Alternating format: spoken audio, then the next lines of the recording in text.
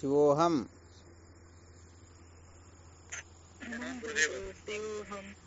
प्रणाम श्री गुरुदेव के चरणों में प्रणाम। शिवोहम दत्ता। गुरुदेव भगवान के श्री चरणों में प्रणाम। शिवोहम।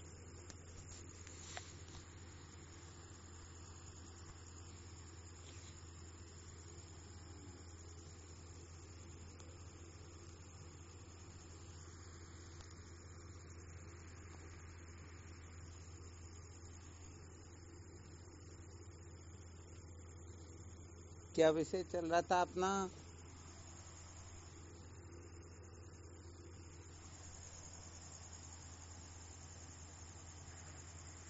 संसार को बनाए रखकर भी सत्य का साक्षात्कार नहीं किया जा सकता। संसार को बनाए रखकर कभी भी सत्य का साक्षात्कार नहीं किया जा सकता, ये चल रहा था ना।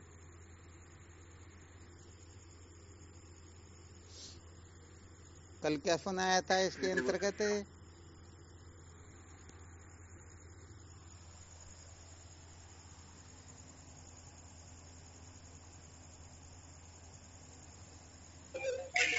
ईश्वर को कैसे प्रसन्न किया जा सकता है? बहुत बहुत धन्यवाद है।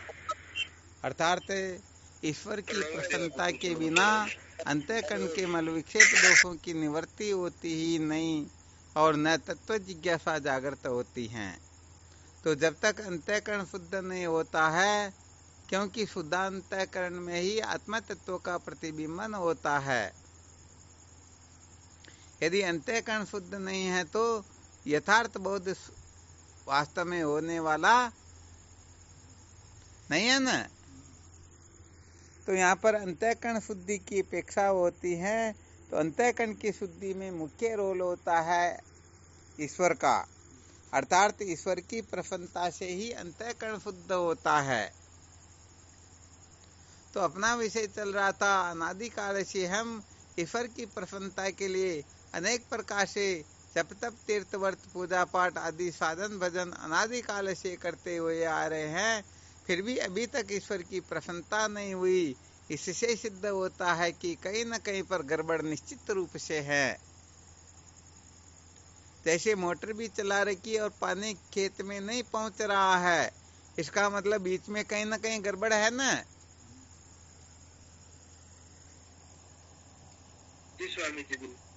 तो यहाँ पर अपने को मंथन करके देखना है कि यदि ऐसी स्थिति नहीं हुई है तो किस जगह पर क्या गड़बड़ हो सकती है, बस उसका ही हमें अच्छी तरह से ख्याल करना है।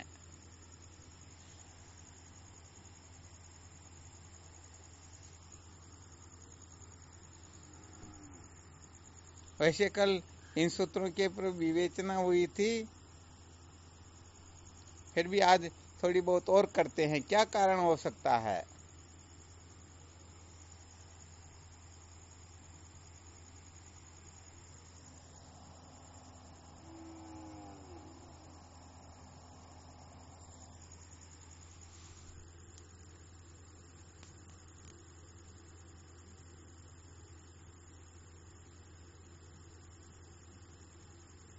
आवाज तो आ रही है ना बिल्कुल क्लियर? हाँ बहुत आवाज तो आ रही है। आज मैं थोड़ा थोड़ा बिजी हूँ, एक किसान सम्मेलन में गया हूँ जो कभी कभी आती है कभी नहीं आती है। चलो कोई बात नहीं। वो मैं आपके आस पास है दुकान पे। अच्छा अच्छा, ये बात है ना। चलो कोई दिक्कत नहीं। और बाकी के साधकों में कोई भी बोल सकते हैं।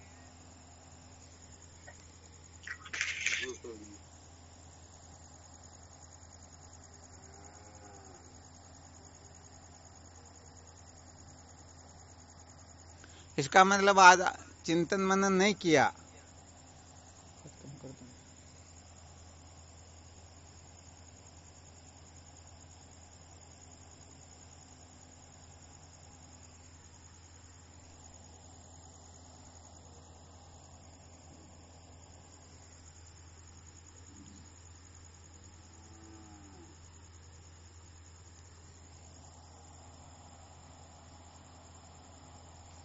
आप ही बताओ, यहाँ बैठे हुए वही।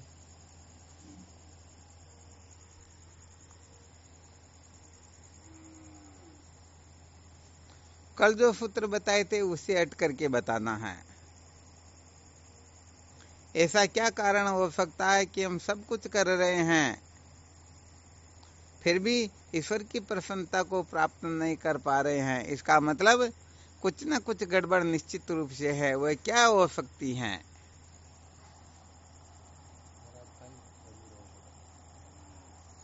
क्या कारण हो सकता है कि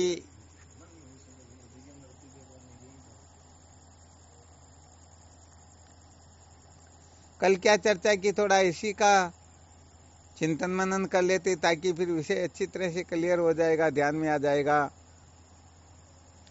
कल यहाँ तक चर्चा चली थी ना, केवल और केवल मात्र ईश्वर की प्रसन्नता के लिए हमें समस्त कर्मों का, जितने भी कर्म हम करते हैं, ईश्वर की प्रसन्नता को ध्यान में रखते हुए अथवा ईश्वर को निवेदन करते हुए ईश्वरार्पण बुद्धि से जब हम इन कर्मों को निष्काम भाव से करेंगे तो निश्चित रूप से ईश्वर की प्रसन्नता हो जाएगी। यदि हम ऐसा नहीं कर सकते हैं तो सचमुच में ईश्वर की प्रसन्नता होगी ही नहीं। तो यहाँ पर फिर कल यही चिंतन किया था, या तो हम जिस प्रकार से करना चाहिए उस प्रकार से नहीं कर रहे हैं, या तो निष्काम भाव से नहीं कर रहे हैं, सकाम भाव से कर रहे हैं, अथवा विहित नहीं करके निषिद्ध कर रहे हैं, जिससे ईश्वर प्रसन्न नहीं होते बल्कि वैसा कर्म हम कर रहे हैं। कुछ न कुछ तो गड़बड़ निश्चित रूप से होगी ना।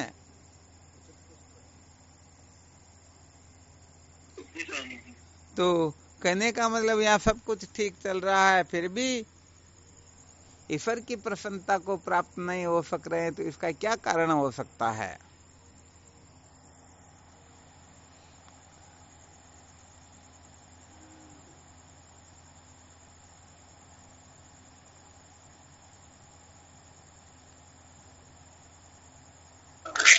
महाराज जी, अपना रहन सहन खान पान वगैरह शास्त्रोक्त रीति से होना चाहिए एक तो। हाँ, बहुत अच्छी बात है। क्रिया चेष्टा भी ऐसी करें ताकि संत शास्त्र और ईश्वर खुश हो गए, इस प्रकार की हमारी क्रिया चेष्टा होनी चाहिए।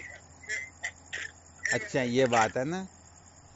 अच्छा, ऐसा कर रहे हैं फिर भी ईश्वर की प्रसन्नता नहीं हो पा रही, क्या कारण है?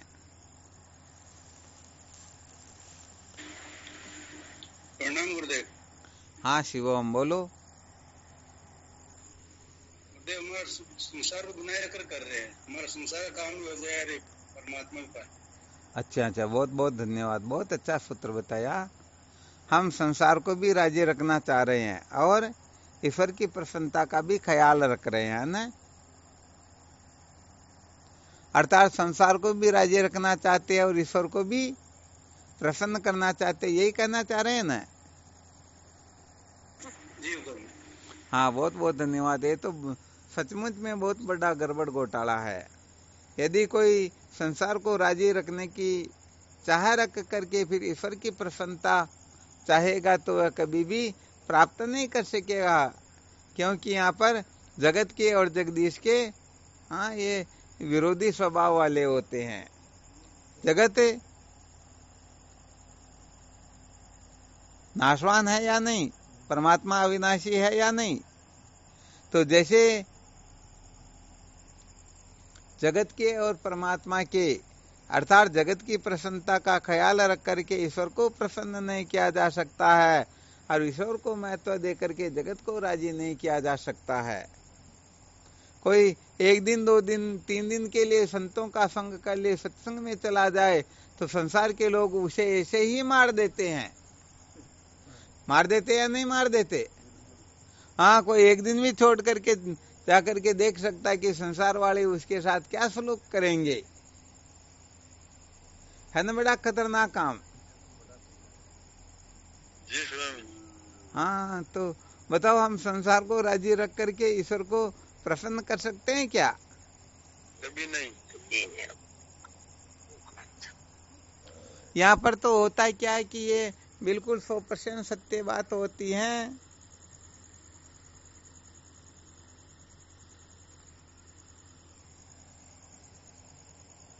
संसार में चाहे कितना भी निकृष्ट से निकृष्ट कर्म क्यों न कर लो, फिर भी संसार के लोग उसके लिए विशेष नहीं कहेंगे। वो देखेंगे कोई बात नहीं, ये तो संसार में होता ही रहता है। परंतु भगवान के भजन की ओर लग करके देखो, अपने को नानी याद दिला देंगे। हर कोई कहने लग जाएंगे, अरे ये तो आजकल बाबा बन गया। आ रहा समझ में? हाँ, रामचरण जी महाराज की एक कुंडली है, वैसे इसके बारे में पहले चर्चा सुनाई तो थी, थोड़ी संकेत के रूप में और थोड़ा इसका दिग्दर्शन करवा देते हैं। तो रामचरण जी महाराज कहते हैं,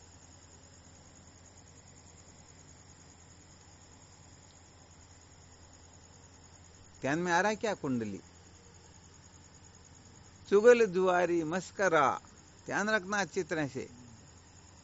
चुगल जुआरी मस्करा अन्यायी और चोर, वरण भेड़ विधवा भकी गर्भ गेर अग गोर। गर्भ गेर अग गोर ऊंच वेश्या गर जाई, मध्य मासी रत वाम हत्यारा पलट सगाई। रामचरण संसार में यहाँ सबाने ठोर, राम भगत भावे नहीं या जगत हरामी खोर। यहाँ ज्ञानी भगत किसी को प्रिय नहीं लगते हैं। हाँ, संसार की ओर कितना भी नीचे नीचे, ये भी बता दिया था। कोई चुगल करने वाला, चुगली करने से तो अच्छे चीज के घर बर्बाद हो जाते हैं ना। वो कितना बुरा होता, फिर भी चुगली करने वाले को लोग बुरा समझते ही नहीं।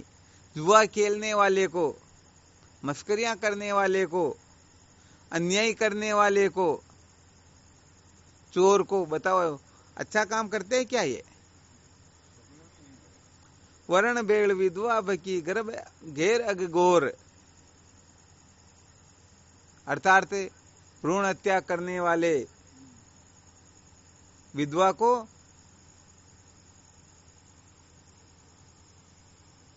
पतित करने वाले, और पता नहीं किसका किसके साथ में क्या हो रहा है, ये सारा का सारा हो रहा ना, फिर भी लोग बुरा कहते हैं क्या? गर्भ घेर अग गोर ऊंच वेश्या गर जाई, भले ही कितनी ऊंचे कुल का क्यों ना हो, वो वेश्या के वो घर पर जा रहा है, फिर भी देखेंगे अरे कोई बात नहीं, ये तो होता आ रहा, कोई बड़ी बात नहीं है। ऊंच वेश्या गर जाई, मदमाशी रतवाम हत्यारा पलट सगाई, अर्थात मध्य मांस का सेवन करने वाले, ऋतु काल में स्त्री का संग करने वाले, बताओ कितने बड़े बड़े अपराध है। यदि ऐसा कोई अपराध करे, फिर भी लोग कह देंगे अरे भाई ऐसी कोई बात नहीं, आकाश थोड़े फट गया, ये तो जो होता आ रहा वही तो हुआ। तो रामचरण संसार में यह सभा न ठोर, कितना भी नीच से नीच क्यों ना करो, परंतु रामचरण जी महाराज कहते हैं इन सबको संसार में स्थान मिलेगा, परंतु ज्ञानी भगत भावे नहीं या जगत हरामी खोर। अरे जगत तो हरामी खोर है, तो बताओ ऐसी हरामी खोर संसार को कोई प्रसन्न रख करके ईश्वर की प्रसन्नता प्राप्त कर सकता है क्या? हाँ, इसलिए ईश्वर की प्रसन्नता प्राप्त करना हो तो इस जगत की प्रसन्नता से अपने को क्या करना होगा?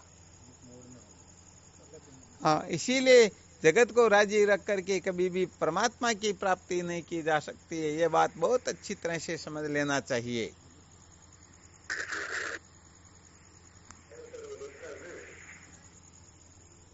तो बहुत बहुत धन्यवाद। महावीर जी महाराज ने बहुत अच्छा संकेत किया, और सच्ची बात कहे तो 90% 99% तो यही रोड़ा साधकों के जीवन में अटका हुआ रहता है। वो चाहते तो है हम ईश्वर को प्रसन्न करे, ईश्वर हमारे ऊपर कृपा करे, परंतु हाँ कोई बेसगे नाराज हो जाए, घरवाला नाराज हो जाए, भाई बंधु नाराज हो जाए, कुटुंब परिवार नाराज हो जाए, अपने या दूसरों के परिवार के, अरे कोई क्यों न हो, सब आ गए इसके अंतर्गत, कि ये नाराज न हो जाए। इसीलिए सचमुच में लोग ईश्वर को प्रसन्न कर ही नहीं सकते, क्योंकि इनकी प्रसन्नता का ध्यान रखेंगे तो उस तरफ से अपने को निश्चित रूप से गिरना ही होगा, वो काम कभी भी हम कर पाएंगे ही। हाँ, ये बड़े विलक्षण सूत्र होते हैं। इसलिए सबसे पहले तो अपने जीवन का वास्तविक लक्ष्य निश्चय करना चाहिए, मुझे मौज मस्ती मनोरंजन करना है अथवा सत्य का साक्षात्कार करना है। यदि किसी को सत्य का साक्षात्कार करना हो तो फिर उसे जगत की परवाह करने ही नहीं चाहिए, यदि जगत की परवाह करेंगे तो निश्चित रूप से उसे भटकना ही होगा। और यदि सत्य का साक्षात्कार न करना हो तो कभी संसार को नाराज नहीं करना, क्योंकि बिना जगत के काम चलने वाला, हाँ सत्य बात है। तो अच्छी तरह से निर्णय लेना होता है, समझना होता है, यहाँ खरा उतरना होता है। परंतु यदि कोई चाहे कि नहीं नहीं हम तो संसार को भी राजी रख लेंगे, परमात्मा को भी राजी रख लेंगे, तो उसे कभी भी सपना ही नहीं देखना चाहिए कि मैं इसी जीवन में आत्मलाभ प्राप्त कर लूंगा, सत्य का साक्षात्कार कर लूंगा। ये संभव ही नहीं होता है। हाँ होता हो तो आप कुछ ऐसी अटकलें बता सकते हो, ऐसी युक्तियां बता सकते हो जिससे हम इस रहस्य पर थोड़ा और विचार कर सकें। प्रकाश और अंधारा एक साथ में रह भी नहीं सकते। भाई देखो बात ये है कि ईश्वर को जितना महत्व देते हैं उतना का उतना महत्व यदि हम संसार को दे तो भी संसार का ये देखेगा चलो ईश्वर के बराबर तो अपने को महत्व दिया, परंतु सभी ऐसे नहीं होते हैं। क्या है? हाँ सभी ऐसे होते ही नहीं है। वो देखते क्यों, मैं तो हमको ईश्वर से भी ज्यादा देना चाहिए, तब जाकर के बात कुछ और होती है। अभी 2-3 रोज पहले सत्संग में गए थे ना, जिस जगह पर आवाज बहुत कम आ रही थी, तो वहां पर जिन्होंने सत्संग रखो ही ना, तो उनके पतिदेव कहते हैं अरे तेरा तो सब कुछ मैं हूँ, गुरु है तो जो कुछ ऐसा मैं हूँ, ये तेरा गुरु कौन होता, और जो कुछ भी है सब तेरे लिए मैं हूं ना। अब विचार करके देखो कि संसार के जो लोग हैं अपने बराबर भी किसी को महत्व देना दिलवाना चाहते हैं क्या? अरे अपने सामने 0 नंबर पर लाना चाहते कि और कुछ होता ही नहीं, जो कुछ है सो हम ही तो हैं, ये दूसरे तीसरे और आकाश से गए। तो कहने का मतलब बड़ा जगत विलक्षण होता है, वास्तव में इनका कोई किसी प्रकार से वर्णन कर ही नहीं सकता है। ये तो जो सचमुच में सच्चे साधक होते हैं ना, वो इस रहस्य को अच्छी तरह से जान सकते हैं कि भाई चाहे इस संसार का कैसा भी नाता रिश्ता क्यों ना हो, वो अपने को खाने पीने की व्यवस्था करवा सकते हैं, परंतु निर्भय थोड़े बना सकते हैं, मृत्यु के मुख से थोड़े बचा सकते हैं, जन्म मरण के चक्कर से छुटकारा दिलवा सकते हैं क्या? और दिलवा देते तो इस संसार के अंतर्गत ऐसा कोई पुरुष है ही नहीं जो कभी पति नहीं बना हो, पिता न बना हो, पुत्र न बना हो, भाई नहीं बना हो, और इस संसार में ऐसी कोई स्त्री है ही नहीं जो कभी माँ बहन बेटी पत्नी न बनी हो। तो इसे यदि कल्याण होता तो हो जाता ना।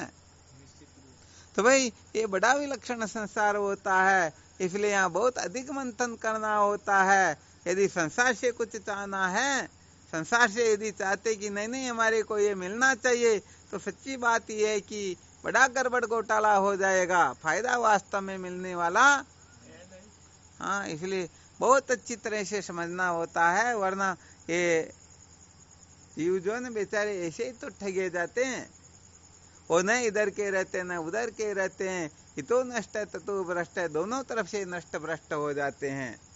इसलिए भाई सबसे पहले अच्छी तरह से ये हृदयंगम कर लेना चाहिए कि हमको प्रमाण पत्र संसार से चाहिए या गुरुदेव से चाहिए। समझ में आ रहा ना? यदि संसार से प्रमाण पत्र चाहिए तो संसार वालों से कभी टेढ़ी नजर मत रखना, थोड़ी सी भी तिरछी नजर रख लोगे तो आपको निश्चित रूप से मिट्टी में मिला देंगे। और यदि इनसे प्रमाण पत्र नहीं चाहिए तो सच्ची बात तो ये है, संसार में लोग हजारों लाखों करोड़ों की गुलामी करते हैं, आवश्यकता है कहां पर? अरे गुलामी तो ज्यादा से ज्यादा एक ही कर लेनी चाहिए, हजारों की गुलामी करने की जरूरत कहां पर है?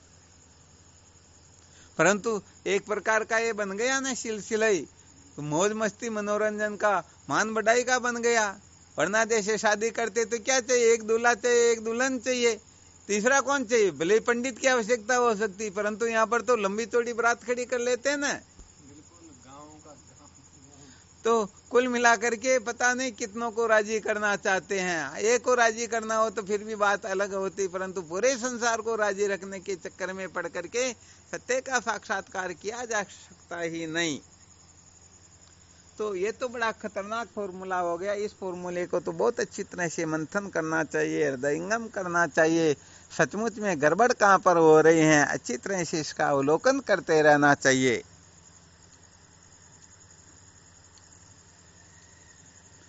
तो भाई यहाँ पर तो ऐसा ही होता है। अब वह गुरुमुखी थी तो वह तो गुरु जी को बुलाएगी, वे सत्संग है तो आपको पधारना। परंतु पतिदेव तो कहते ये गुरु क्या होता है, जो कुछ है सो मैं हूं ना। तो भाई इस संसार में सर्वत्र ऐसा ही होता है। कुल मिलाकर के संसार में किसी को भी देख लीजिए, वह यही चाहेगा कि ये श्रेष्ठ समझे तो केवल मात्र मेरे को ही समझे, मेरे सिवाय किसी को महत्व दे ही नहीं। यहाँ पर ईश्वर का तो कोई नाम भी नहीं आता। ये संत शास्त्र गुरु वगैरह ये फाइलों से ही हटे हुए होते हैं, इनका तो कहीं खोज भी करना चाहे तो भी पता नहीं मिलेगा।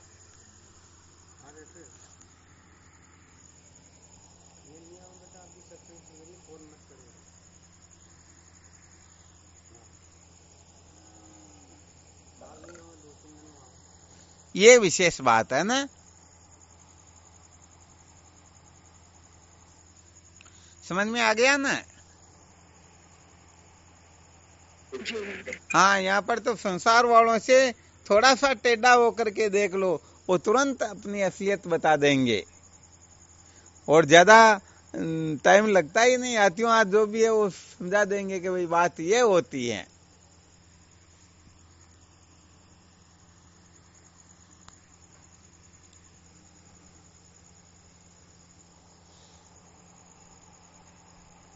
चलो बहुत धन्यवाद। ऐसा कोई और फॉर्मूला हो,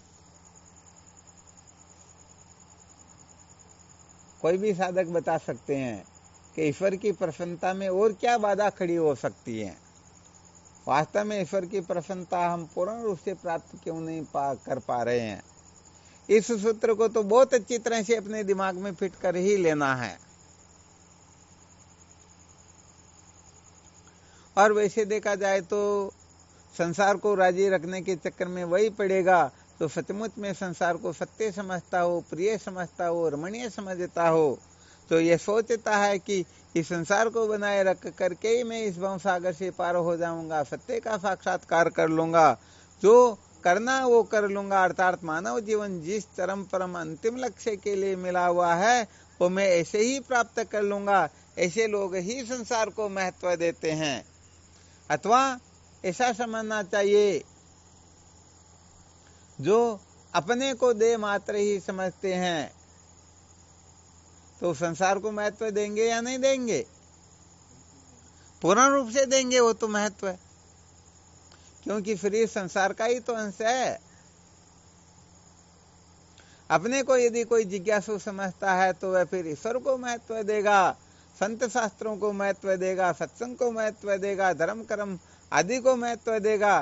परंतु जो अपने को संसारी समझता है अथवा शरीर को सत्य प्रिय रमणीय समझता है वह तो केवल मात्र मौज मस्ती मनोरंजन को ही महत्व देगा, इसके सिवाय और किसी वस्तु को महत्व देगा ही नहीं।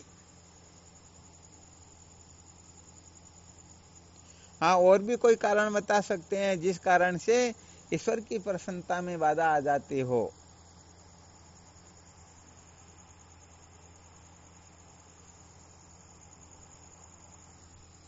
एक एक सूत्र बताए तो भी इतने साधक कोई कमी तो है नहीं।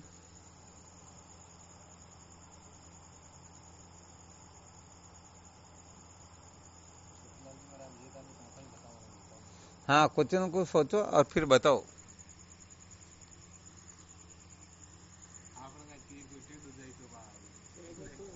हाँ, कोई बात नहीं, गलती हो तो ऐसी कोई दिक्कत ही नहीं। गलती हो तभी तो सुधार होता है ना। हाँ, शिवोहम। अपने मान बढ़ाई में पीछे रह जाते हैं, मान बढ़ाई से भी भगवत की प्राप्ति नहीं कर सकते।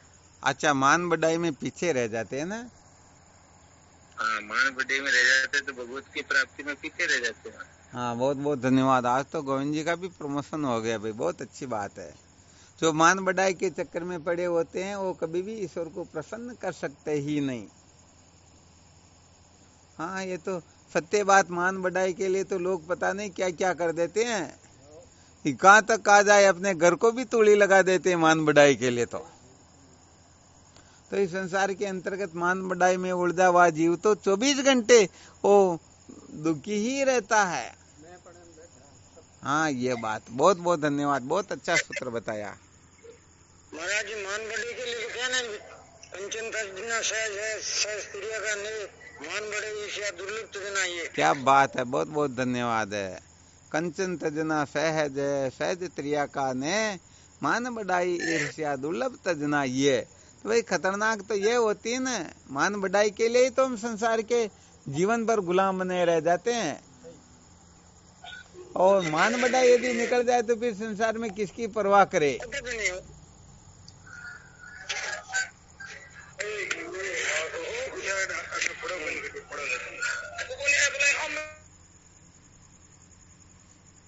शिवोहम स्वामी जी। हाँ, शिवोहम। ईश्वर के प्रति अश्रद्धा। ईश्वर के प्रति अश्रद्धा, बहुत बहुत धन्यवाद, बहुत अच्छा सूत्र बताया। यदि हम ईश्वर को प्रसन्न करना भी चाहे परंतु ईश्वर के प्रति महत्व बुद्धि न हो तो, अर्थात ईश्वर हमारा अंतःकरण शुद्ध करेगा या नहीं करेगा ये संशय है, समझ लो। ईश्वर हमें संतों से मिलाएंगे या नहीं मिलाएंगे, तत्व की जिज्ञासा जागृत होगी या नहीं, श्रोत्रिय ब्रह्मनिष्ठ गुरुदेव मिलेंगे या नहीं मिलेंगे, हम ब्रह्म विचार करने में समर्थ हो पाएंगे या नहीं हो पाएंगे, ऐसे करके ईश्वर के प्रति जिनकी अश्रद्धा होती है तो सचमुच में वह भी ईश्वर की प्रसन्नता कभी प्राप्त कर सकता ही नहीं। और समस्त साधकों को इस ब्रह्मास्त्र को बहुत अच्छी तरह से ध्यान रखना है, जो सर्व दुखों की अत्यंत निवृत्ति और परमानंद की प्राप्ति ये अपने जीवन का लक्ष्य बना करके फिर ईश्वर की प्रसन्नता के बारे में सोचेगा, तब ही ईश्वर की कृपा प्राप्त कर सकेंगे, तब ही ईश्वर प्रसन्न होंगे। वरना सपने में भी ख्याल मत कर लेना कि हमारे ईश्वर ऊपर ईश्वर कृपा कर देंगे। बहुत बहुत धन्यवाद, बड़ा विलक्षण सूत्र सुनाया, बहुत अच्छी बात है। और भी कोई सूत्र है? प्रणाम गुरुदेव। प्रणाम। हाँ, शिवोहम। गुरुदेव, हम अपने मन को कभी झूठा मानते ही नहीं। क्या बात है, ये तो समझो ब्रह्मास्त्र हो गया एक तरह से। हम अपने मन को कभी भी छोटा नहीं समझते, हम अपने मन को सत्य मानते। जब हम अपने मन को छोटा नहीं समझते तो इसका मतलब यही तो हुआ ना, संसार में सबका मन छोटा हो गया, ईश्वर का मन भी छोटा ही हो गया ना एक तरह से। तो ईश्वर कृपा कैसे करेंगे? मन की कल्पना के अनुसार ईश्वर को प्रसन्न कैसे कर सकते हैं? कभी नहीं कर सकते, सपने में भी नहीं कर सकते। बहुत अच्छी बात है। वैसे देखा जाए तो मन को महत्व देना ही जगत को महत्व देना होता है। मन को महत्व दे करके यदि ईश्वर को प्रसन्न किया जा सकता तो अनादिकाल से लेकर के अब तक हम कभी के ईश्वर को प्रसन्न कर लेते हैं। मन को महत्व देने का मतलब तो चोरी अन्याय करते हुए ईश्वर को प्रसन्न करने का ये फॉर्मूला हो जाता। तो ऐसे हो सकता है क्या भाई? मन को महत्व देंगे, मन तो यही कहता ना, उसके पास में फॉर्चूनर या क्या नाम होता, तो मेरे पास में भी तो होनी चाहिए, उनके पास में ये तो मेरे पास तो फ्लाइट होनी चाहिए। तो मन को महत्व देके ईश्वर को प्रसन्न किया जा सकता है क्या? सपने में भी नहीं, कल्प कल्पांतर तक भी नहीं। इसलिए अपने मन की हम जो हमारे मन में सोचते ऐसा का ऐसा होने लग जाए तो समझ लेना चाहिए वो मिट्टी में मिल गया। अपने मन के सोचे थोड़ी होता है क्या?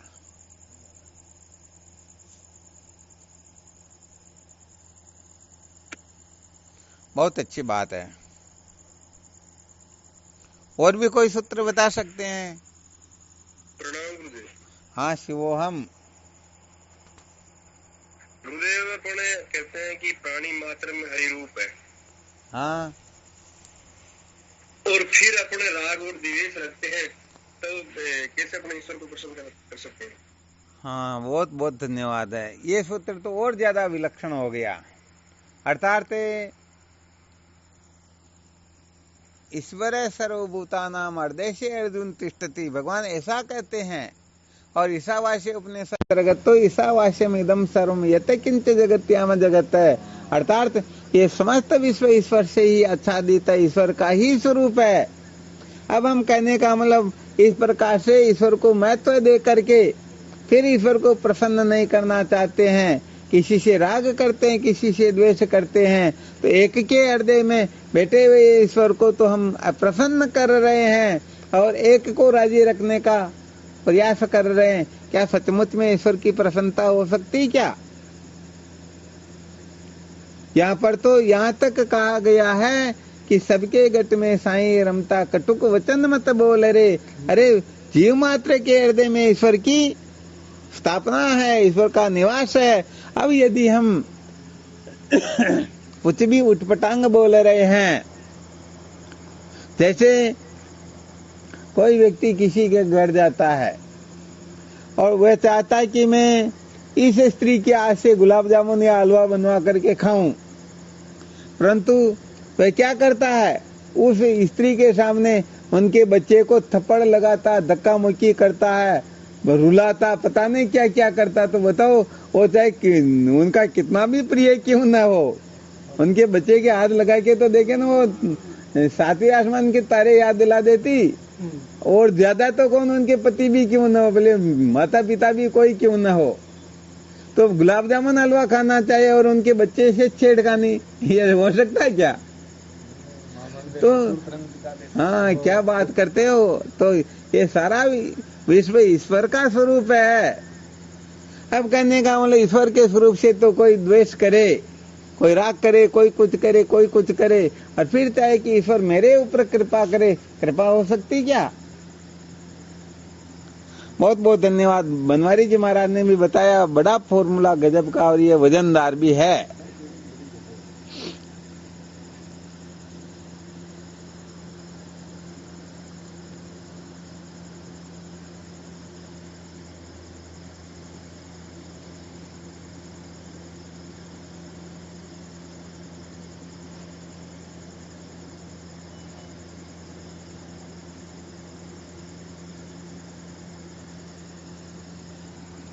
आवाज आ रही है ना? आ रही है गुरुदेव, आ रही है गुरुदेव।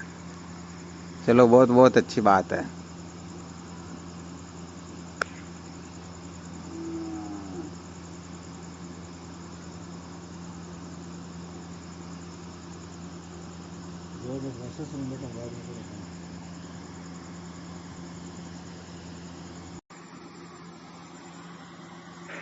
गुरु जी, ये जो बताया शस्त्र बता रहे थे, ये यहाँ का तो मिट गया नहीं राग देश। क्या हुआ? ये जो शस्त्र बता रहे थे आपने, ठीक है, आका राग द्वेष मटका गए यहाँ का तो। हाँ, बात ये कि यहाँ पर चाहे मैं हूँ, आप हो, या संसार का कोई क्यों ना हो, जिनमें इस प्रकार का राग द्वेष है, तो वह ईश्वर को प्रसन्न कभी नहीं कर पाएगा। प्रश्न यहाँ पर यही चल रहा है। जो प्रसन्न कर देंगे उनके ऊपर ईश्वर की कृपा हो जाएगी, और जो नहीं करेंगे उनके ऊपर नहीं होगी। बात इतनी है। गुरु जी बहुत खंड आगीदार से कत्ती कोशिश कर लियो, झूठ बोल वही कौन छूट रही तो है, तो बहुत आगे की बात। हाँ, हालांकि ये इतनी आगे की बात नहीं, आगे की बातें तो और बहुत सारी है, परंतु कम से कम सामान्य रूप से तो राग द्वेष मिट जाए ना। बिना मतलब का जो राग द्वेष होता है, कम से कम वो तो मिटे ना।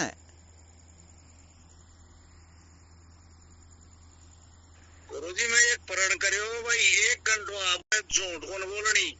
अच्छा अच्छा, बहुत अच्छी बात है। और 10 मिनट में कौन रह सके, एक यहाँ को फोन आयो और मैं थोड़ी सी बात मिलार बोलनी पड़ी। अच्छा, ये बात हो गई है ना। अब आप बताओ, रागद्वेष तो बहुत दूर की बात होगी। 1 घंटा सच नहीं बोल सकता आदमी, कोशिश करके देख लो। अच्छा, ये बात है ना।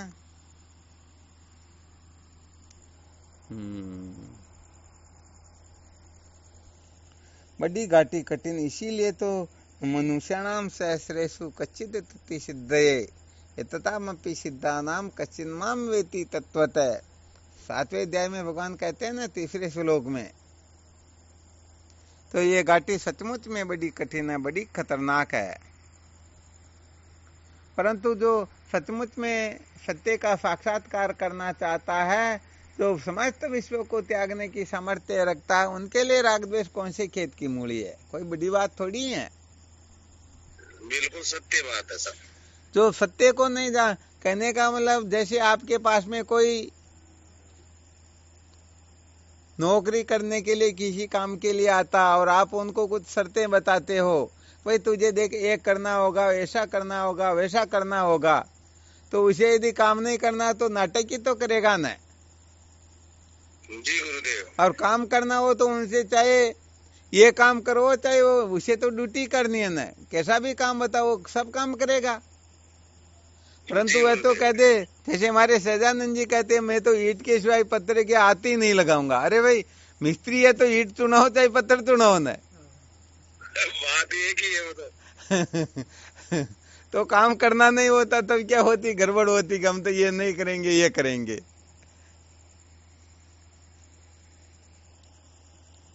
तो सचमुच में जो सत्य का साक्षात्कार चाहता ना, उनके लिए नियम तो कोई बड़ी बात होती है, उनके लिए तो साधारण बात होती है। और जो नहीं करना चाहता उनके लिए फिर एक तरह से पहाड़ हो जाते, क्योंकि उनको आवश्यकता तो है ही नहीं। वरना ये चैलेंज के साथ कहा जाता है कि सृष्टि में ऐसा कोई है ही नहीं जो 24 घंटे राग करके दिखा दे अथवा 24 घंटे द्वेष करके दिखा दे। है कोई ऐसा सूरमा संसार में? नहीं है वाला। नहीं है ना। तो अरे सुषुप्ति में राग द्वेष करके दिखा दो, है किसी में इतनी पावर? सुषुप्ति में किसी से प्रेम करके दिखा दो, आसक्ति करके दिखा दो, कुछ भी करके दिखा दो, हो सकता है क्या? कभी नहीं हो सकता महाराज। तो ये क्या होता है, ये केवल मात्र कल्पनाएं होती हैं। सचमुच में हमारे से छूटता नहीं है। अरे छूटता क्या, ये सचमुच में रहता ही नहीं है, इनकी सत्ता ही नहीं है। मानी मानी बंधन में आयो, कल्पना करके हम ऐसे ही फालतू दुखी हो रहे हैं। बिल्कुल पक्का ना?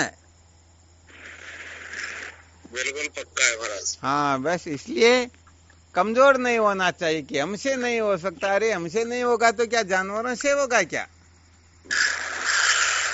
स्वामी जी सुषुप्ति में मृत्यु का भय भी नहीं रहता। हाँ बिल्कुल नहीं रहता, सत्य बात है। प्रणाम गुरुदेव। शिवोहम।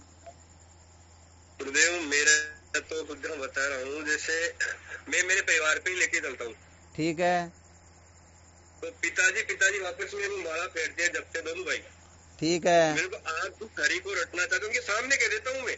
अच्छा। तो जिसको आप रटना चाहते हो उसी से डिवेस कर रखा है। बहुत अच्छी बात है। क्या कहानी है? पिछले साल हमारे सरपंचों के चुनाव है, एक ही जाति के थे, फिर एक दूसरे को दे रहे हो।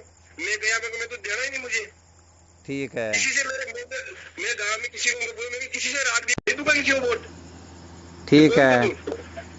कौन राजी है मेरे, कौन अपना है, सब अच्छा ही तो है। और मेरे परिवार में आज भी कोई मिलता है भाई, जब हरि रूप ही इसमें है तो फिर राग। मेरे बचपन में किसी से लड़ाई हो गई, यार मैंने उस टाइम आपसे गलती से हो गया था, अपन आज से ऐसा कभी नहीं करेंगे, ऐसा होना चाहिए। परिवार भाई नहीं बोलते, मेरे से लड़ा हुआ भी है और मैं उससे जाके बोलता हूँ। और आप मेरे साथ वाले मिलने वाले बैठे होंगे, वो कोई कह नहीं सकता। मैं चैलेंज से कहता हूँ ये बात। बहुत बहुत अच्छी बात है। ये तो क्या होता है कि जब ये कि आपको कोई भी दिख रहा है प्राणी हरि है, कल्याण भारती का प्रथम भक्ति भाई प्राणी मात्र को हरि रूप देखना ही भक्ति है। ठीक बात है। गुजर वेद में भी यही लिखा हुआ है। ठीक है। तो फिर क्या है? तो मेरा तो है कोशिश है। तो मैं तो हमारे परिवार को पहले तो परिवार अपना परिवार सुधर जाए मिला के परिवार में। तो आप एक दूसरे से बोलते नहीं हो, चालते नहीं हो, ये राग दिवे से फिर काहे की माला फेरे, क्यों देव जी बुलाना जी जा रहे हो आप? हाँ बहुत अच्छी बात है। सूत्र संकेत जो होते बड़े विलक्षण होते, ताकि परिवार के समझ जाओ, परिवार वालों से राग दिवे सकते। कमियां है तो अज्ञान के कारण है। अज्ञान के कारण, बिल्कुल सत्य है। तो उनको थोड़ा बहुत अपन समझाएंगे तो आगे बढ़ेंगे। बिल्कुल बिल्कुल सही है। भाई लेट में तो आ रहा हूँ, तैयार हूँ भाई। बहुत बहुत अच्छा। के लिए तो फिर बात ही कुछ और है। बिल्कुल क्लियर है। प्रणाम गुरुदेव। बहुत धन्यवाद शिवोहम। चलो, जो सूत्र बताना चाहते थे, विषय थोड़ा लंबा ही चल गया। फिर भी वो साधक लोग इसके बारे में बहुत मंथन करना, बहुत अधिक विचार करना। कुछ कुछ सूत्र तो बड़े विलक्षण थे। इन सूत्रों को थोड़ा धारण करने की चेष्टा करना, हृदयंगम करने की चेष्टा करना, क्योंकि जो सत्य का साक्षात्कार करना चाहता है वह इधर उधर पीछे देखता ही नहीं, वह केवल अपने लक्ष्य को ही देखता है। और जो अपने लक्ष्य को देखता उसको कोई दूसरा दिखाई देता ही नहीं। जैसे अर्जुन को मछली की आंख ही दिखाई दे रही थी और कुछ नहीं दिखाई दे रहा था। तो सच्चे साधक होते हैं, सचमुच में उनके कोई रोड़ा अटका ही नहीं सकता। तो चलो ठीक, फिर करते रहना चिंतन मनन और, ठीक है ना। शिवोहम। प्रणाम गुरुदेव। प्रणाम गुरुदेव। हाँ शिवोहम। प्रणाम गुरुदेव। शिवोहम। शिवोहम। प्रणाम गुरुदेव, आपके चरणों में प्रणाम, बारंबार प्रणाम। शिवोहम। स्वामी जी के चरणों में साष्टांग प्रणाम। शिवोहम। गुरुदेव भगवान के श्री चरणों में प्रणाम। शिवोहम। शिवोहम। श्री गुरुदेव के चरणों में साष्टांग दंडवत प्रणाम। शिवोहम दाता। शिवोहम। प्रणाम गुरुदेव। शिवोहम।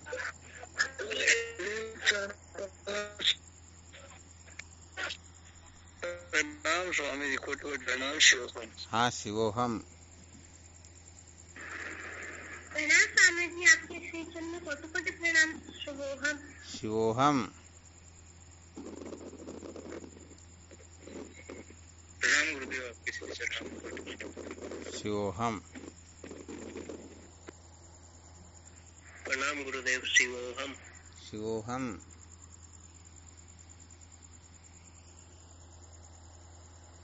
प्रणाम गुरुदेव। शिवोहम। शिवोहम। प्रणाम स्वामी जी, आपके चरणों में कोटि कोटि प्रणाम। शिवोहम। प्रणाम स्वामी जी, आपके श्री चरण में कोटि कोटि प्रणाम। शिवोहम। प्रणाम स्वामी जी, आपके कोटि कोटि प्रणाम। हाँ शिवोहम। कोटि कोटि प्रणाम। शिवोहम। प्रणाम गुरु जी। शिवोहम। शिवोहम। प्रणाम स्वामी जी, आपके श्री चरणों में कोटि कोटि प्रणाम। शिवोहम। प्रणाम गुरुदेव। शिवोहम। शिवोहम। प्रणाम गुरु जी, कोटि कोटि प्रणाम। हाँ शिवोहम। प्रणाम गुरुदेव। शिवोहम। प्रणाम गुरुदेव। शिव। शिवोहम।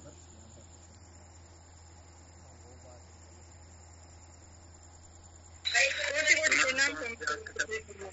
शिवोहम। प्रणाम स्वामी जी, आपके चरणों में कोटि कोटि प्रणाम। शिवोहम।